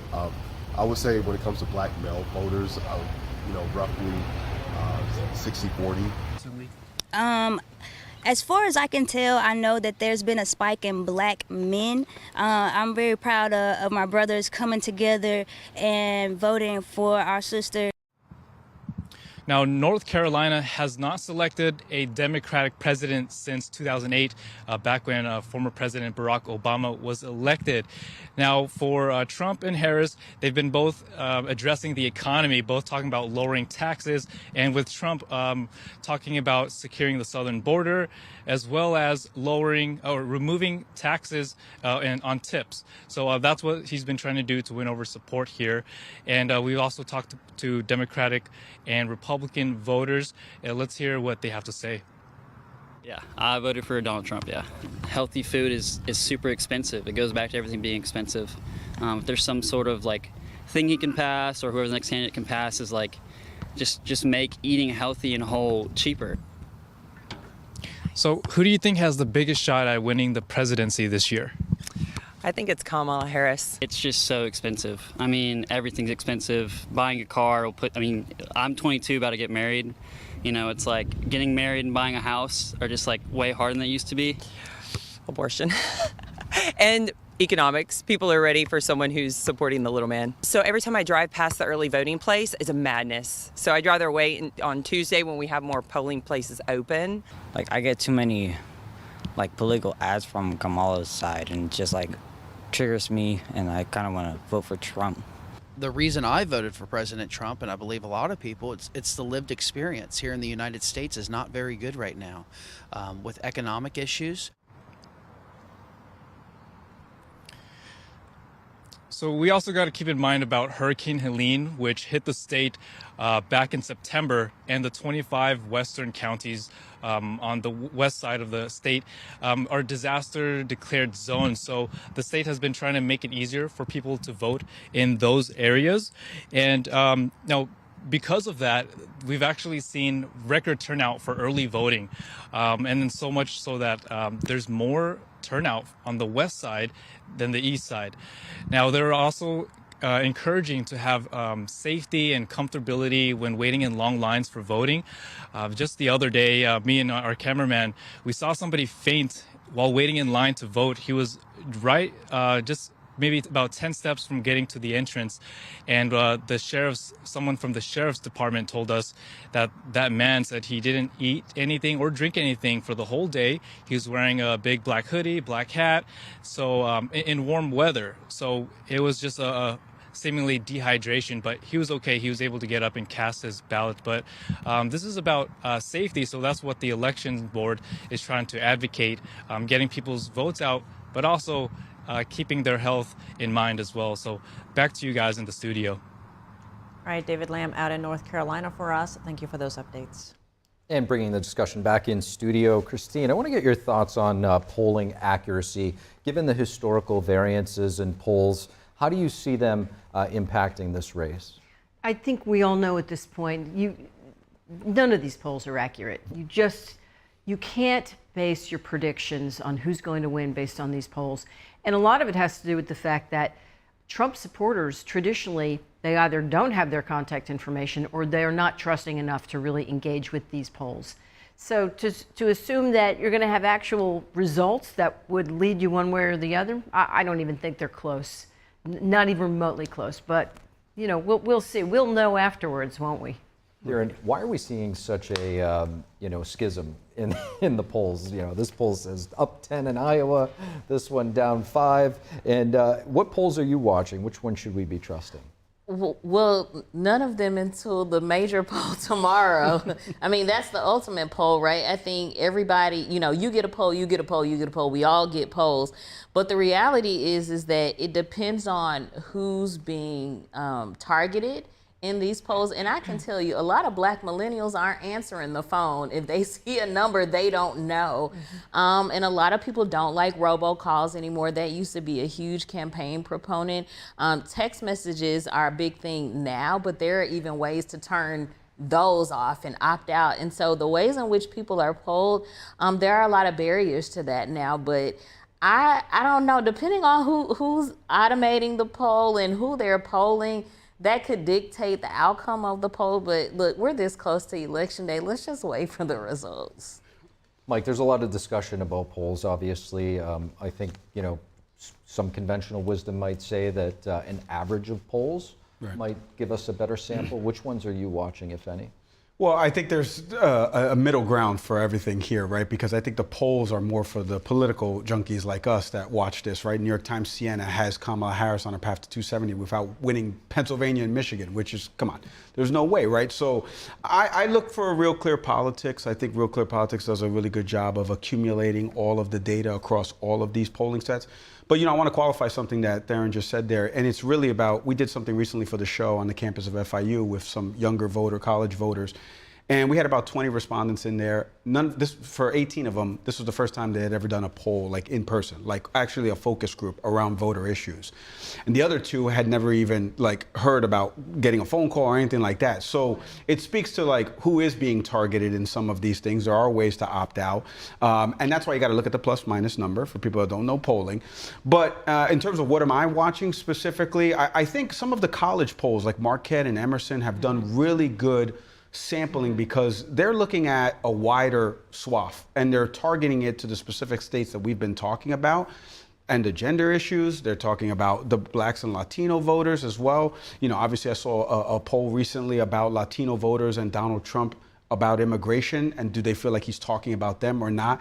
And I saw the number and I was like, that's an overwhelming amount of respondents of Latinos saying they don't identify with what he's talking about. So I tend to watch what is being asked in the polls, who's conducting it, and then who's doing the true accumulation, like you mentioned, of all of this data.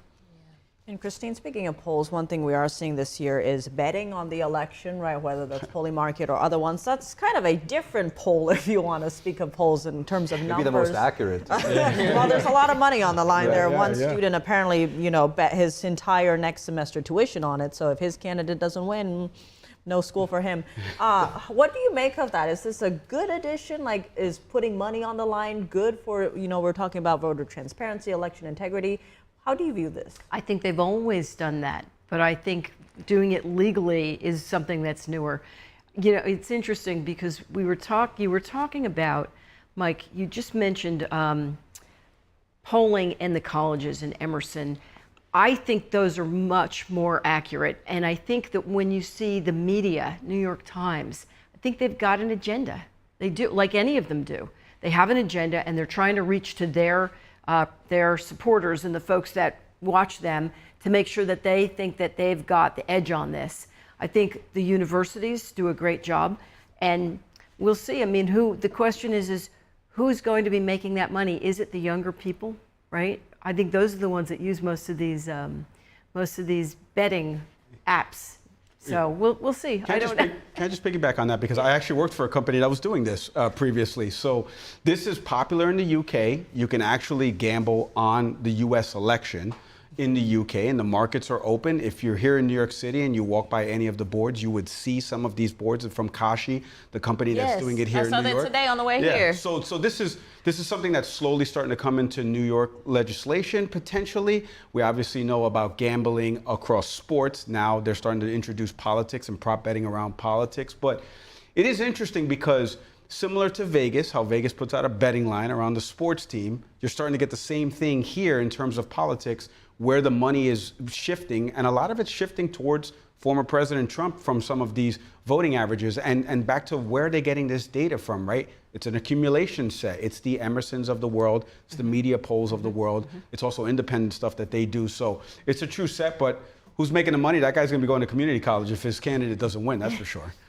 And Theron, what do you make of all of this? You know, is putting money on the line the best way to read that poll potentially? Is that a new poll? You know, I just saw one of those polls on the way here, and I thought it was I had never seen anything like it. But here's the thing. This election cycle will go down as one of the most stressful and most polarizing that we have seen in political history anywhere in the world, not just the United States. So if people are betting on it in a safe way, to have a little bit of fun, why not? We need the laugh, we need the joy, we need to decompress from this, and if that's the way to do it, by all means, have at it. The question is, though, will it influence the election? Right? Right, I mean, and that's where the legislation part comes in, because you don't want to meander into that territory, like you said. An important discussion. We will return to that, but up next, as the clock ticks toward Election Day, we hear from minority voters to find out which candidate has earned their support and how many people are still undecided. We'll have that and more after the break.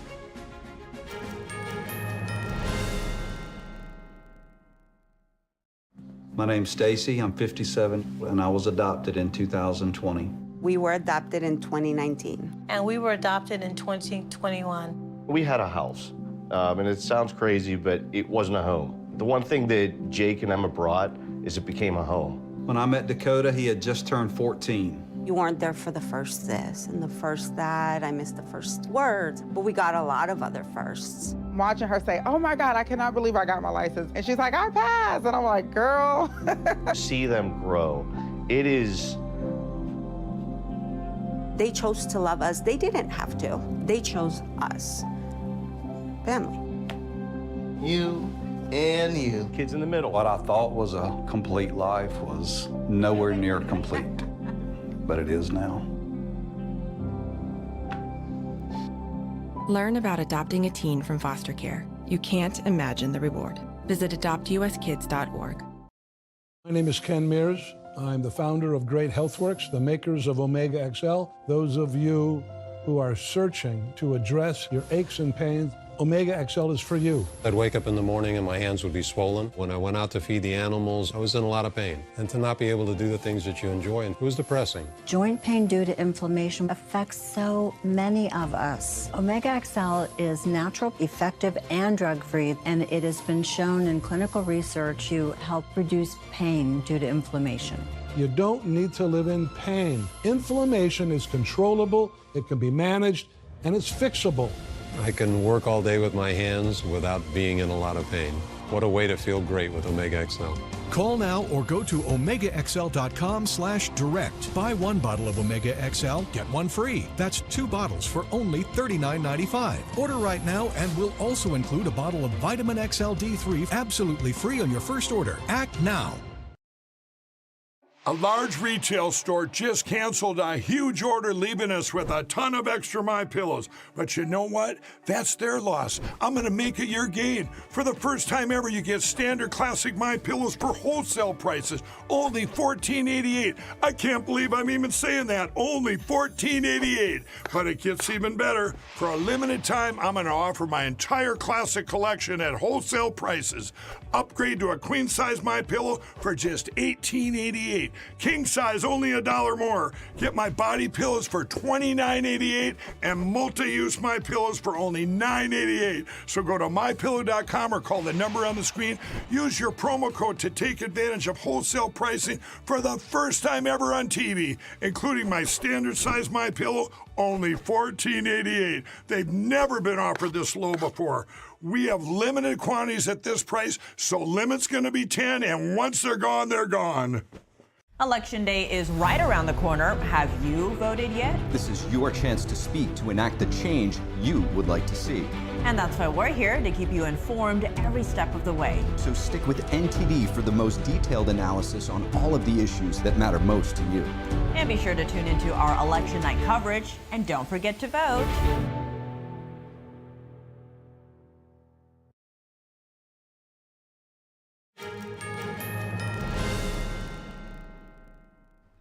And welcome back. With Election Day just hours away, both presidential candidates are making their final push to win over undecided voters. But just how many are still out there? Plus, who has the support of minority voters? NTD's Sam Wong was out in the National Mall in D.C. to hear from the people. Who has your vote in this election? Mr. Trump. I think it's better for our family and, you know, an economy and everything. Maybe Kamala. I'm not really opposed of Trump. But what I find with that guy is he's a little bit unethical. I'm actually not voting for either party. I've voted third party for several years now, just because I really am disappointed with both parties and just the division. My entire family and I we voted for President Trump. 4 years of wonderful economy, peace in the world, peace for the United States, progress, prosperity. Undecided. I just don't really feel like either candidate is acceptable. Kamala Harris. They both have their issues and their differences, and I just think that Kamala Harris at least is more for the minorities. Trump, because for the last 4 years I've been hurting. I felt that the 4 years he was serving, we were actually getting somewhere. Trump, just more conservative values, different things like that. I'm from the country, so I have to choose, but it's right now it's I don't know, it's tight, I don't know. Do you know anyone who's currently still undecided?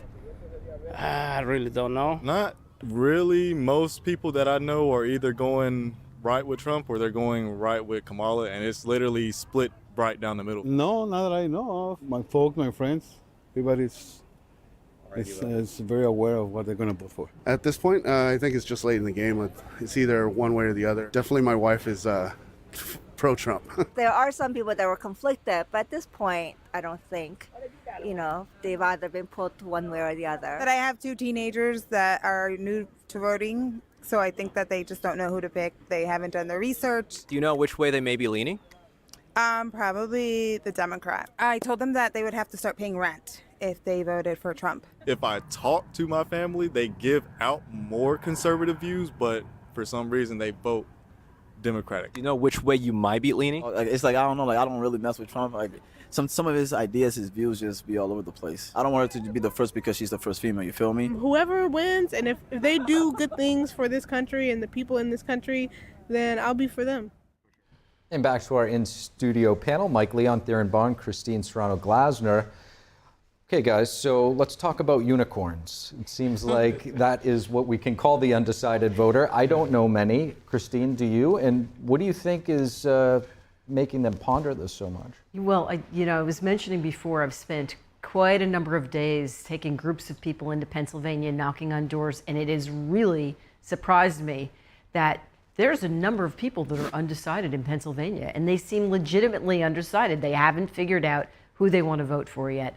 I can't figure that out. I mean, we've been inundated with ads and texts and everything else. How could you not have paid attention? I think people, it's too much and they need to shut down. That's why they're not decided. They want to vote. They realize they need to, but we'll see. Mike, should we call They them have till tomorrow, right? Should we call them confused? No, look, everyone loves procrastinating. Nobody more than me. I live for procrastinating. So I think people just don't want to choose right then and there. But undecided voters, we were talking about this in the break, they're not undecided. They're undecided about voting for Kamala Harris. And I think it's because Donald Trump has been in American politics over the last 9 years. He's been the president of this country. He ran in 2020. We don't know enough about Kamala Harris because she didn't make it out of the primary for the Democratic side, and she's only been the Democratic nominee for 81 days. So I think the undecided voter is truly trying to figure out, back to the Trump messaging that we were talking about before, am I better off 5 years ago economically than I am now? 2, who is Kamala Harris and what is she going to do for me that is different than the current administration has done for me, which she is a part of? And that's where I think the undecided part of this comes into it. If you kind of you peel back a little bit and go, what is it that makes you undecided? I think it's because some of those respondents will probably tell you, I don't know enough about her to be able to make a decision about whether I want to vote for her. We think it's crazy, but this is the way they're feeling about it. Darren, to Mike's point, Trump has been in the race for, three cycles now, technically. She just got in 3 months ago. Yeah, but she's been in service for quite some time in various positions. The thing is, we know exactly what we get with former President Donald Trump, and obviously he served in the office of the presidency, and so if you like it, you're going to vote for him. If you don't, maybe you won't. But the thing is, people are not, like Mike said, undecided about former President Donald Trump. They're sure about him 10 toes down, standing on business. However, those other folks, those undecided voters, they're not sure about Vice President Kamala Harris because they don't know enough about her, and the things that they do know may not be favorable to them, whether it's her stances on immigration, her stances on criminal justice reform, her stances on the Israel-Palestinian war. A lot of those folks go, well, maybe I could vote for her because I'm not voting for former President Donald Trump and I don't really know the third-party candidates, but I don't know if I want to live with that on my conscience. And people ultimately want somebody and something to vote for, not against. And that's what this election is about. And could, Mike, to that point, could we possibly see these people voting for the third-party candidate, as one of the interviewees there said, or? Well, I mean, I work for a third-party foundation that put on the debates between Jill Stein and the Libertarian candidate, Chase Oliver. And so I think it's going to be something to watch for sure on Election Day. Specifically, we all know about it, Dearborn, Michigan now. Former President Trump went to visit there, a large Arab community there. Obviously, Jill Stein at one point had thought about putting the mayor as her VP candidate to see if she can get some appeal there. If that Jill Stein vote siphons off some of the numbers in Michigan, that's going to spell some trouble potentially for Kamala Harris. But then there's other third-party races, out throughout the country. But can the Chase Olivers and Jill Steins get to 1 to 2% in some of these swing states? That's going to be trouble potentially for either of them, depending upon the state. And RFK Jr. is still on the ballot in a significant enough number of states where if between him, Jill Stein, Chase Oliver, if they bite off enough of the vote, it could mean another Donald Trump presidency. Well, and I've been working with a number of these RFK supporters, and they have been organizing, they have been rallying their people to vote for Trump. And so they're not, he's going to be on the ballot, but they're very communicative with their people. And I think that that's going to lean Trump in that direction, without a doubt. Really fascinating discussion. Coming up, both presidential candidates are making last-minute appeals to voters on the eve of Election Day. NTD's David Jung brings us the latest from the battleground state of Georgia when we come back.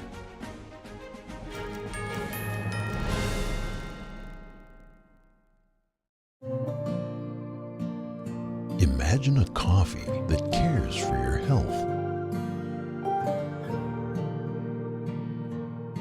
Expertly fermented with a 50-enzyme complex to enhance flavor and remove bitterness. Small batch roasted to a decadent medium dark, resulting in a brew that is gentle on digestion, low acid, and up to 90% less caffeine than regular coffee.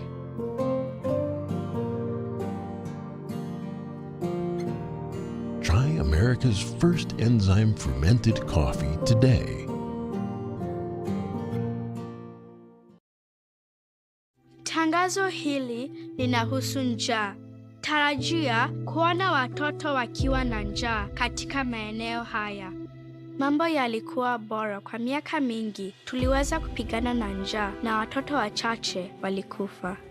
Lakini sasa mambo yamebadilika na kwa mabaya zaidi. Hii ni kwa sababu wakati huu ukame umeangamiza zaidi. Через війни та конфлікти ми мусимо залишати наші домівки і всі наші речі. Ми навіть не маємо їжі. Тому нам потрібна ваша допомога. Millions of children are fighting to survive due to inequality, conflict, poverty, and the climate crisis. Save the Children is working alongside communities to provide a better life for children. And there's a way you can help. Please call or go online to give just $10 a month, only 33 cents a day. We urgently need 1,000 new monthly donors in the next 30 days to help the children we support around the world. You can help provide food, medicine, care, and protection, plus so much more that a child needs, by calling right now and giving just $10 a month. Ви можете допомогти голодуючим родинам вижити. All we need are 1,000 monthly donors in the next 30 days. Please call or go online now with your monthly gift of just $10. Thanks to generous government grants, every dollar you give can have up to 10 times the impact. And when you call with your credit card, we will send you this Save the Children tote bag as a thank you for your support. Toto kote duniani потребують вашої допомоги. Your small monthly donation of just $10 could be the reason a child in crisis survives. Please call or go online to givetosave.org to help save lives. When it comes to disasters and emergencies, it's not a matter of if, but when. I'm relying on luck, but who knows if it'll be on my side. Let's prepare so we all have a better story to tell. Take control at ready.gov/olderadults.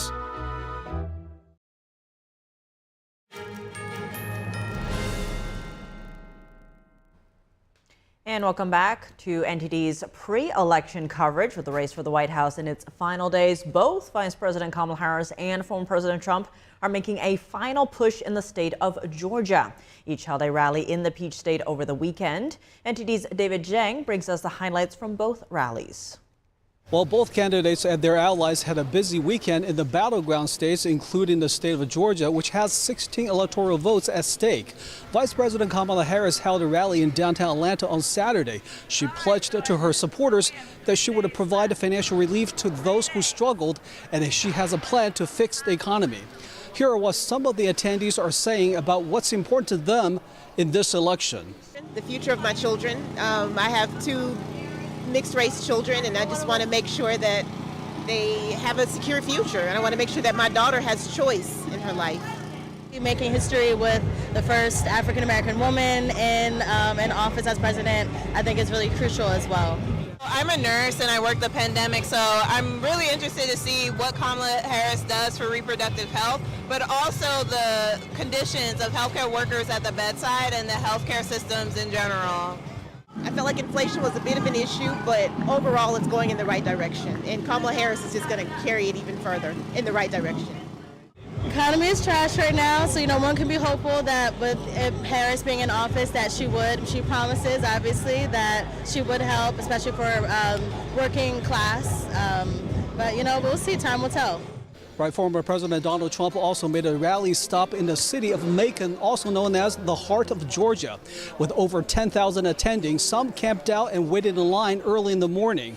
Even though he is in a deep blue urban county, his message about fixing the economy and stopping illegal immigration seemed to resonate with the locals. There have been a lot of people coming over the border, millions and millions of people, from what it seems, according to the data released by the government. And they've been causing a lot of problems, and we just can't accept that many people at once. Sex trafficking, drugs, driving up our costs for housing, medical. If we don't have proper security and illegals are coming in without being vetted, then it's dangerous. The economy was way better up under President Trump. Money was moving, wages was going further, your money was going further. When it comes to the educational system, that we've had more money go to the black community, probably any other community, but we're steady falling behind with the education. We've been manipulated for so long and blaming everybody else. We blame the China, we blame the Asians, we blame the whites. Our country is in dire need of some direction, better direction. Right, just moments ago, GOP Vice President nominee J.D. Vance took the stage and rallied a crowd in the northern part of Atlanta, part of Cobb County. While former President Donald Trump is holding rallies in North Carolina, Pennsylvania, and Michigan throughout the day, and Vice President Harris also has 5 events scheduled in Pennsylvania today. They're likely to be the last rallies we're going to see this year. It's all down to the wire now for an important election tomorrow. Back to you, Steve and Tiffany. And Christine, the state of Georgia, critical swing state, obviously. I think it's important to remember in 2020, some of these critical swing states, Georgia, roughly 12,000 votes separated Biden from Trump. In Nevada, Biden won by about 30,000 votes, and in Arizona, about 10,000. These are very slim margins. What should we expect from the state of Georgia? I think that, it's going to be a close race still in Georgia, obviously. You heard some of the folks that were just talking, and what's interesting to me is to hear them say, well, Kamala Harris has said at her campaign rally she's going to fix the economy. She's been in charge for the last 4 years. She's come out and said that she doesn't see that there's a need to change anything. She has said that everything that Biden has done, she was right there with all of those decisions. So the economy that we have now, that some of those folks that spoke, and they're concerned for their children's future, this is her making. So I think that will impact, especially in Georgia, how some of the people will be voting, because they're hurting down there just as much as they are in any other state. We know, it's going to be close, but we'll see how close. Darren, to Christine's point, the economy is obviously the inflation. All it's going to really take, if you simplify it, is 11,000 people to say, oh, wow, it's really tough to get groceries right now, under this inflation. Do you think that because of that margin, Georgia could be at risk for the vice president?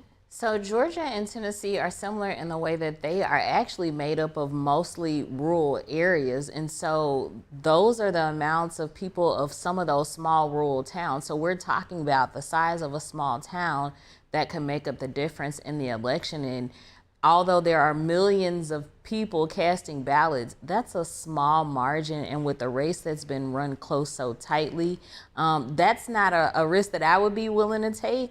And that begs the question of how they invest their money from campaigns. What would happen if they had invested more money there? What would it look like if they spent more on ads there? What their voter engagement look like to try to maybe widen the gap in those numbers? Could they be feeling the effects of this sort of abbreviated campaign in Georgia, Mike? Yeah, I think for sure. I mean, you saw recently when she started out, she was doing rallies in Atlanta. She did something, obviously, with Stacey Abrams down there, trying to turn out the vote, especially in Fulton County, DeKalb County. Obviously, the blue dots, the concentrated blue dots of Georgia are really Savannah, Augusta, and obviously Fulton County. So she's got to turn out that vote, which is why she was doing those rallies. But yeah, we were talking about this before. You get 85 days, and a lot of people don't know a lot about you, and everybody thought they were running June 27th, before that CNN debate, against a different candidate, older and a male. And now you've got a younger female candidate, younger than President Biden, obviously. You get that type of candidate and you get that type of campaign, and you only have 80 days and so many stops that you have to make, which is why they've made so many stops over these last couple of days. And you see them keep going on the same places. Spots in North Carolina, right? Spots in Georgia, spots in Wayne County in Michigan. Those are going to be the counties that we're going to be watching, because Kamala Harris needs to turn out the support and get it over that 65, 70% in those counties in order to win those swing states. As Theron noted earlier, we'll be waiting for the only poll that counts tomorrow. Right. Mike, Theron, Christine, thank you all for joining us. That does bring us to the end of tonight's show. Tomorrow, be sure to join us for our live special coverage of Election Night 2024. We'll be bringing you the latest results and in-depth analysis. Tune into The Nation Decides 2024 tomorrow at 6 p.m. Eastern right here on NTD. Thanks for tuning in. I'm Tiffany Meier. And I'm Steve Lance. Have a great night. A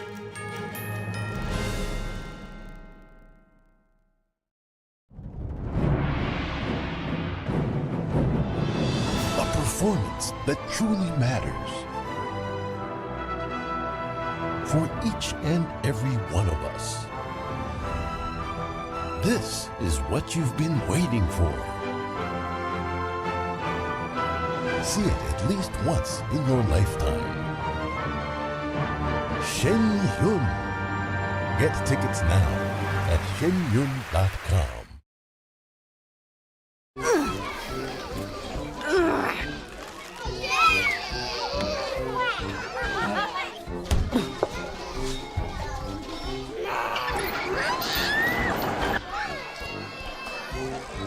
If you love them enough to crawl into a play place to get them to come down,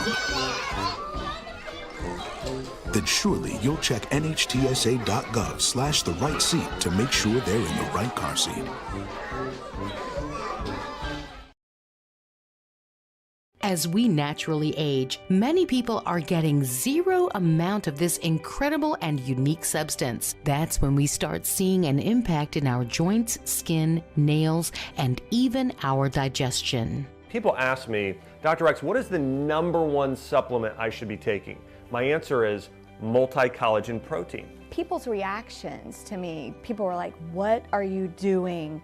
What is going on? You look amazing. You have a glow about you. What makes Ancient Nutrition Multi-Collagen stand out from other brands? 10 types of collagen. It's grass-fed, pasture-raised with vitamin C and probiotics. It's proven to reduce joint discomfort rapidly, continuously, and persistently. It improves the appearance of crow's feet after 4 weeks and improves skin tone after 8 weeks. And it promotes hair thickness, growth, and a reduction in hair breakage. It has transformed everything from my hair, like my hair